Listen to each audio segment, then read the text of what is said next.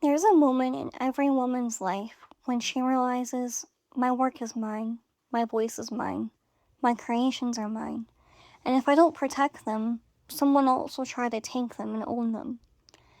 And for me, that moment came a few months ago, before Dolly passed, when I learned the full story of how she protected the song I Will Always Love You. And it changed me, and it rewired something in me and in my field, and it made me vow to myself and to God to never surrender my power, my intellectual property, or my voice. And if you're new here, welcome. My name is Nikki. I'm an initiated high priestess, witch, psychic medium, and a spiritista, and I make content about divine feminine energy, spirituality, inner work, personal development, spirit guides, rituals, all the things, and just metaphysics, the energy behind things. So go ahead and subscribe and also tap the notification bell if all that resonates with you. And I really want to get into this episode as my tribute to Miss Dolly because everything that she did, it was not just business. It was ancestral, it was spiritual. And the way that she chose herself over and over, and she was so ruthlessly authentic to her being and to her path and her calling while still being so glamorous and soft-hearted and giving, is the real magic of this world. And there is such magic and deep power in a woman choosing herself in a room full of men who expected her to fold. So in the early 70s, Elvis Presley's team approached Dolly about recording I Will Always Love You. She was thrilled. Elvis was her idol. She adored him, and she wanted him to sing it. But the night before the session, Colonel Tom Parker, Elvis's manager, told her, Elvis will only record this if he gets half the publishing. That means half the ownership, half the royalties, half the future, half the legacy and wealth. And this was not a simple performance fee. This was the song itself. This was the song that she wrote to close a chapter of her life. This was the song that she cried over.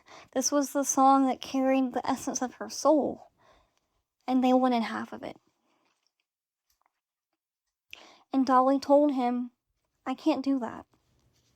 And then she says that she went home and cried all night because she loved Elvis. She wanted that moment. And she cried all night because saying no hurt. But she still said no. She still held her boundary. And she protected her work even when it broke her heart. She protected her work even when everyone told her that she was crazy. Even when the opportunity was massive. And that's the part that hit me the hardest. Because especially in the beginning of business, women are taught to be grateful for any offer, any client, any dollar amount. To say yes, to be agreeable, to not rock the boat and make waves. But Dolly made a wave that changed music history forever. Because she kept 100% of the publishing. And when Whitney Houston recorded the song in 1992, it became one of the best-selling singles of all time. It charted globally. It became a cultural phenomenon. It generated millions upon millions in royalties, and it became a generational anthem.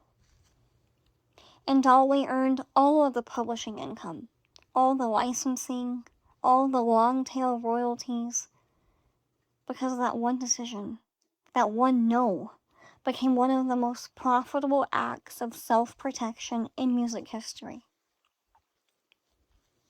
And when I learned all of this, something clicked in me. I realized women don't lose their power because they don't have any. They lose it because they give it away. Because people pressure them. Because they feel cornered. Because we're new to business. And there's a lot of societal conditioning that has to be broken. But Dolly didn't give her power away. And neither will I.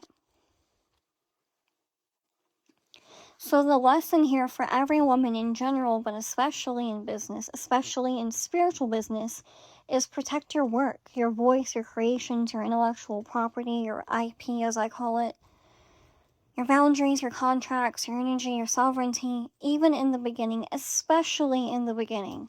Because one thing that I learned, especially when I was dealing with a lot of destiny swapping in my early 20s, was people can see where you're going and what you're going to become even when you can't.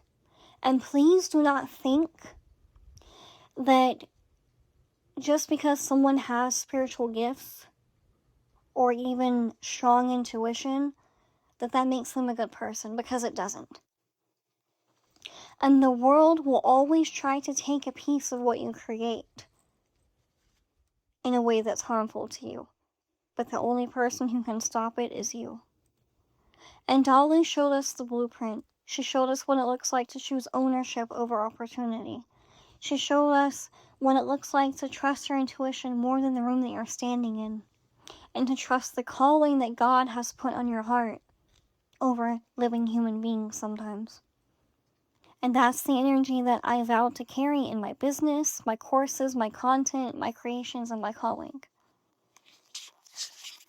And Dolly Parton didn't just write a song, she wrote a legacy. And she protected it with her whole being. And this episode is my tribute to her courage, her sovereignty, and her refusal to hand over her magic. So to every woman that's listening, please know that your work is worth protecting, your voice is worth owning, and your creations are worth keeping, even the rough drafts. Don't give away what your future self will need or benefit from.